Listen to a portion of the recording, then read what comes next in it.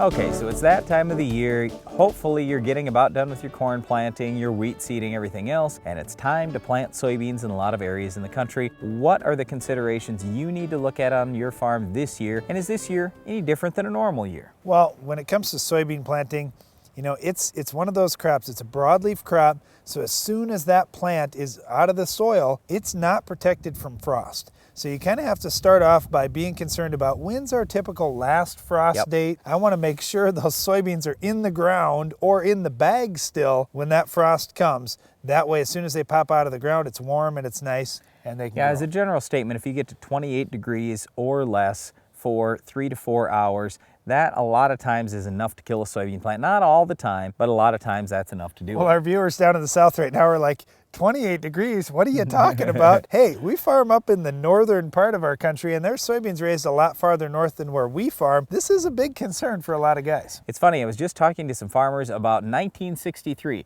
and just yesterday I had 2 different farmers tell me about 1963, and they were telling about how nice and warm it was all spring, just like we had this year, but then just before Memorial Day, what happened? Got super cold, just for a couple of days, and just about wiped everything out. They had to replant the whole farm. And 2 different people told me this on the same day. Wow. I thought, that must be a sign.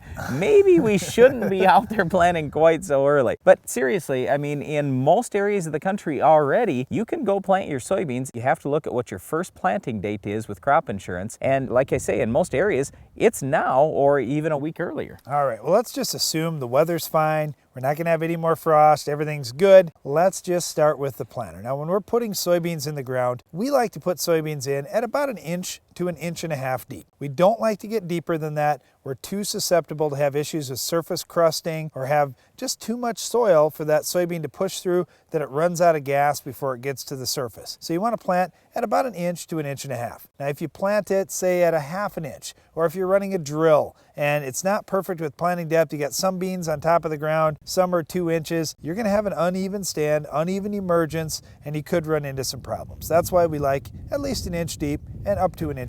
Okay, you don't have to get real nervous about this because soybeans are whole different than corn. With corn, you have to have every single plant planted there. Otherwise, you've got a major issue because corn can't compensate for missing plants or for doubles or triples or anything like that. Soybeans, to some degree, can. Soybeans can self-thin if they're too thick. They can also bush out more, branch out more if they're planted a little bit thin. So you've got some margin for error with soybeans, but nevertheless, we'd like to have every seed planted grow. That's the best way to do it, especially now that soybean seed costs $40 or $50 a bag. When it cost $6 a bushel back in the old days and we were planting it right out of the bin, who cared? So you spill a little extra seeds, so what? It was no big deal. But now, this is the reason why a lot of farmers have gone to actually using 20-inch row planters or 30-inch row planters and planting every seed individually, putting seed treatment on it. That seed is just a lot more valuable than it used to be. Well, and when we talk about those different row spacings, the whole purpose with having narrower rows is to more quickly have a canopy that's going to fill in the row. Now, when it comes to weed control, if I was in the Mid-South and I had all kinds of problems with Roundup resistant weeds,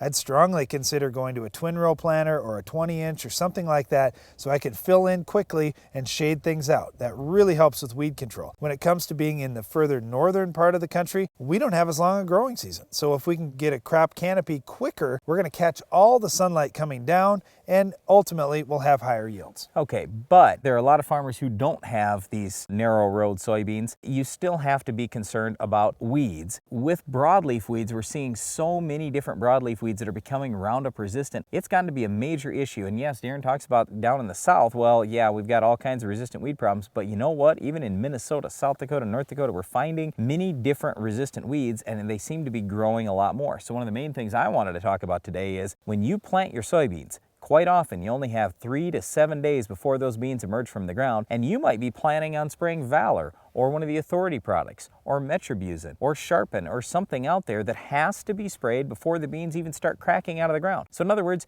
you've got 2 to 5 days to spray. That's it. So My point is simply, if you want to get that done and you're worried about resistant weeds, we don't have a lot of good post-emerge options. It's early. If you're planting soybeans already, I'd suggest stop the planter for a day, go spray and catch up. I mean, hopefully there's a calm day this week. We were just talking about spray drift, but hopefully there's a calm day. You can go spray, then go back out and plant when it's windy. Okay, well, here's the other side of that, Brian. What happens if the beans are cracking, they are popping up? Don't give up. You could throw on some Dual, you could throw on some Outlook, or you could throw on some Warrant. All those products have some soil residual. Yep. You're going to have to put something that's going to kill the weeds that are up when you put those out there, and then you're going to have some moisture to get all three of those to work. But let's be honest, Dual, Outlook, and Warrant are not half the products that Treflan, Soundline, and Prowl are. Agreed. So if you can go out there with Treflan or Soundline or Prowl early, and you know what, if you said, well, I was just going to plant and then I was going to worry about my weeds, but you know what, Treflan's $3 an acre. $3 an acre. Even Prowl that you could use in a no-till situation, it's only $8 to $10 an acre. Do that. It's a lot better option. It's fairly inexpensive. It's so good on all these different Roundup resistant weeds, not every single one of them, but many of them. There are many good options pre-emerge. When you get to post, we just don't have all the choices. Well, there certainly are a lot of considerations at soybean planting time. Most importantly, wait until after your last frost date. You don't want to run into problems with frost killing your beans, and use great weed control products when you're putting them down, be either before planting or right after planting, before the soybeans emerge, if you want to do a good job on all the toughest weeds. Well, speaking of the toughest weeds, we've got one as our Weed of the Week. Can you identify this week's weed?